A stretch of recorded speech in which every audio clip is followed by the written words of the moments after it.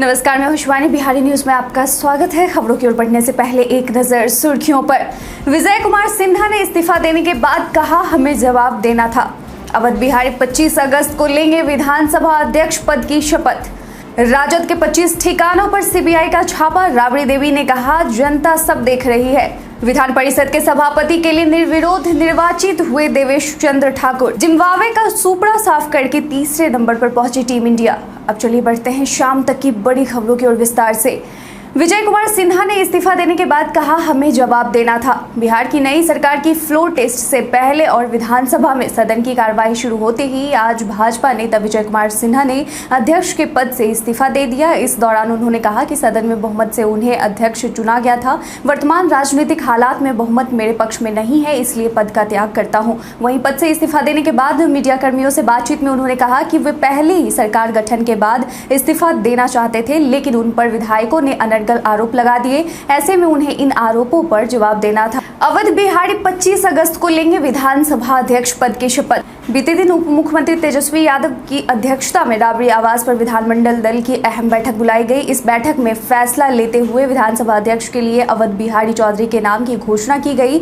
वहीं बीते दिन बैठक के बाद तेजस्वी यादव सीएम आवास गए, जहां मुख्यमंत्री नीतीश कुमार से मिले। इसके बाद अब आरजेडी विधायक अवध बिहारी चौधरी बिहार विधानसभा के नए स्पीकर होंगे। अवध बिहारी कल स्पीकर पद के लिए नामांकन करेंगे और 26 अगस्त को नए विधानसभा अध्यक्ष का निर्वाचन होगा। बताया जा रहा है कि विधानसभा सत्र की कार्रवाई आगे बढ़ाई जाएगी। बिहार से लेकर झारखंड तक केंद्र की जांच एजेंसी का छापा। आज सुबह से ही केंद्र की जांच एजेंसी सीबीआई बिहार के अलग अलग ठिकानों पर छापेमारी की, जिसमें राजद के करीब 5 नेता और पूर्व नेता सहित चिराग पासवान के करीबी माने जाने वाले भागलपुर के डिप्टी मेयर राजेश वर्मा के ठिकानों पर आईटी की टीम ने छापेमारी के लिए पहुंची।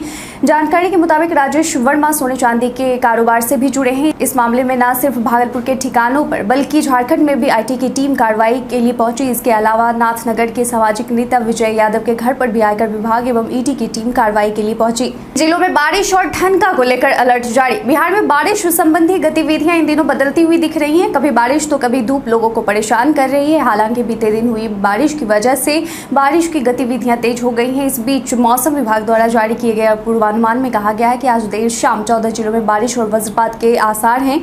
पटना मौसम केंद्र के पूर्वानुमान के मुताबिक पटना, बक्सर, भोजपुर, कैमूर, औरंगाबाद, रोहतास, अरवल, नालंदा, जहानाबाद, गया, नवादा, लखीसराय, शेखपुरा और बेगूसराय जिले में आज वज्रपात के साथ बारिश की आशंका है। इन जिलों में येलो अलर्ट जारी किया गया है। लोगों से खास मौसम में सावधानी बरतने की हिदायत दी गई है। राजद के 25 ठिकानों पर सीबीआई का छापा। राबड़ी देवी ने कहा, जनता सब देख रही है। बिहार में नई सरकार के फ्लोर टेस्ट से पहले केंद्रीय जांच एजेंसी सीबीआई ने बिहार में 25 ठिकानों पर छापेमारी की। बताया जा रहा है कि सीबीआई ने जॉब के बदले जमीन मामले में यह कार्रवाई की है। सीबीआई ने जिन जगहों पर छापेमारी की है उनमें आरजेडी एमएलसी सुनील सिंह, पूर्व आरजेडी एमएलसी सुबोध राय, राज्यसभा सांसद अशफाक करीम, सुभाष यादव और फैयाज अहमद के ठिकाने भी शामिल हैं। बिहार में राजद नेता यहां सीबीआई की छापेमारी ऐसे वक्त पर हुई है जब आज विधानसभा में फ्लोर टेस्ट होना था। ऐसे में आरजेडी ने इसे बदले की कार्रवाई करार देते हुए केंद्र की सत्ताधारी बीजेपी पर निशाना साधा है। राबड़ी देवी ने सीबीआई छापों पर कहा कि जनता सब देख रही है।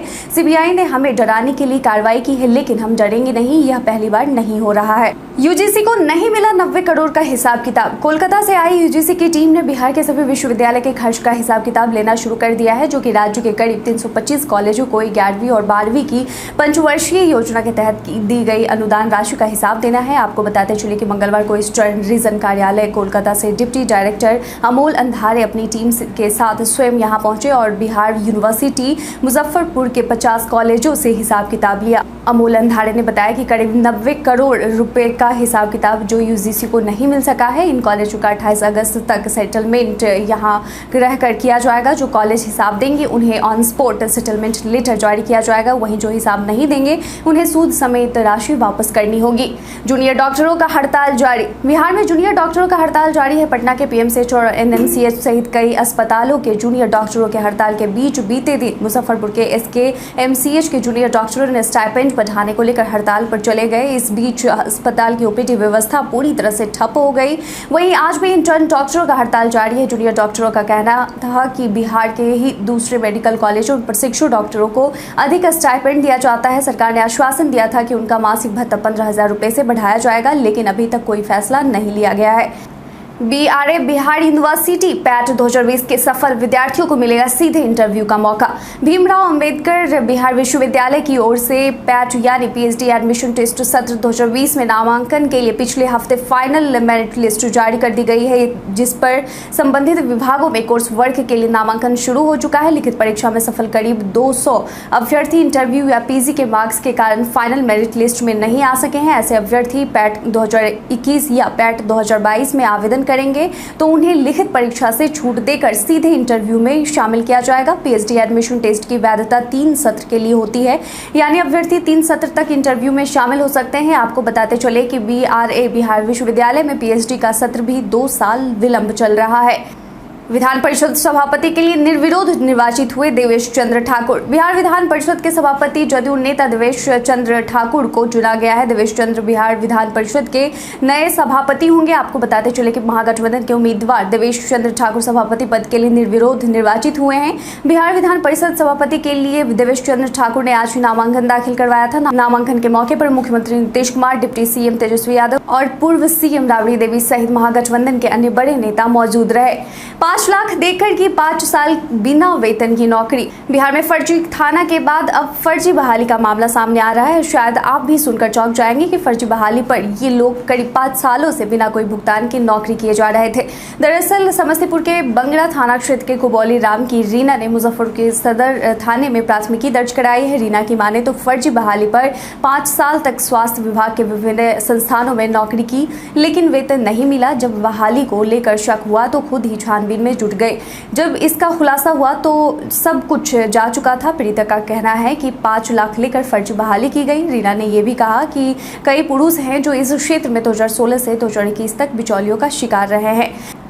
महेश्वरी हजारी बने विधानसभा के अंतरिम अध्यक्ष। भाजपा नेता विजय कुमार सिन्हा द्वारा अपने पद से इस्तीफा देने के बाद डिप्टी स्पीकर महेश्वरी हजारी को सदन की कमान सौंप दी गई। जब तक विधानसभा अध्यक्ष अपने पद की शपथ नहीं ले लेते, महेश्वरी हजारी ही सदन को चलाएंगे। दरअसल स्पीकर की कुर्सी पर बैठे बैठे विजय कुमार सिन्हा ने 2 बजे तक के लिए विधानसभा की कार्यवाही स्थगित कर दी। हालांकि बाद में तेजस्वी यादव नीतीश कुमार के साथ महेश्वरी हजारी के पास पहुंचे और डिप्टी स्पीकर को अगले स्पीकर के चुनाव तक सदन के संचालन के लिए जिम्मेदारी दिलवाई।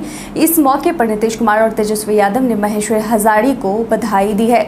CBI द्वारा की जा रही छापेमारी पर पूर्व उप मुख्यमंत्री का बयान। आज का दिन बिहार की राजनीति में काफी हलचल देखने को मिला। एक और जहां केंद्र की जांच एजेंसी के द्वारा बिहार के करीब 25 ठिकानों पर छापेमारी की गई, वहीं बिहार में नीतीश कुमार के नेतृत्व वाली सरकार के फ्लोर टेस्ट से पहले बीजेपी विधायकों का विधानसभा के बाहर प्रदर्शन देखने को मिला। इस दौरान पूर्व डिप्टी CM तारकिशोर प्रसाद ने कहा कि हम यहाँ विधानसभा सत्र के लिए आए हैं। जहाँ तक छापों का सवाल है, यह एक स्वतंत्र एजेंसी है जो अपना काम कर रही है। मैं इस पर कोई टिप्पणी नहीं करूंगा।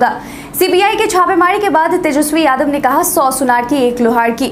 बिहार के सियासी गलियारों में उठापटक जारी है। इस बीच आज बहुत कुछ हुआ। फ्लोर टेस्ट से पहले विजय कुमार सिन्हा का विधानसभा अध्यक्ष पद से इस्तीफा, भाजपा का विधानसभा के बाहर प्रदर्शन, CBI का छापा। इस दौरान पक्ष विपक्ष एक दूसरे पर हमलावर है। राजद नेता के कई ठिकानों पर CBI ने छापा मारा। CBI की छापेमारी के बाद तेजस्वी यादव ने काफी तल्ख तेवर में दिखे। इस दौरान तेजस्वी यादव ने कहा कि समय आने पर सदन के अंदर बीजेपी को भी जवाब देंगे। दरअसल विधानसभा में स्पीकर विजय कुमार सिन्हा के इस्तीफे के बाद तेजस्वी यादव ने छापेमारी को लेकर कहा कि वह सदन के अंदर जवाब देंगे। 100 सुनार की 1 लोहार की। बिहार में खुदाई के दौरान मिला 150 साल पुराना रोलर। पटना कलेक्ट्रेट का नया भवन बनाने के लिए खुदाई का काम चल रहा है। खुदाई के दौरान वहां वाष्प से चलने वाला रोलर मिला है। माना जा रहा है कि यह करीब 150 साल पुराना है। कहा जा रहा है कि इस रोलर से ब्रिटिश काल में सड़क निर्माण होता था। कलेक्ट्रेट के मुख्य भवन के बेसमेंट को बनाने के लिए लगभग 70 फीट नीचे खुदाई का काम चल रहा है। जिला परिषद के पास से ही यह रोलर मिट्टी में दबा था। इस रोलर को पटना संग्रहालय में रखने की बात कही जा रही है।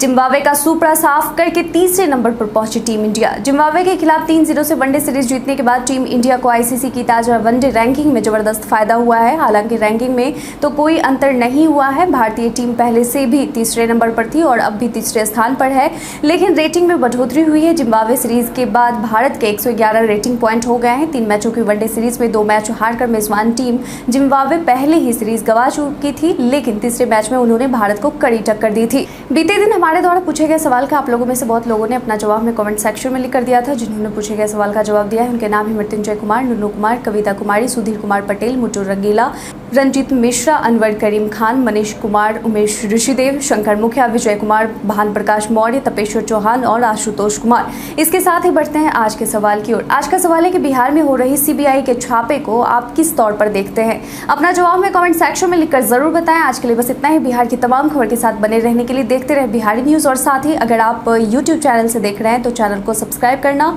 अगर आप फेसबुक से देख रहे हैं तो पेज को लाइक करना ना भूलें। धन्यवाद।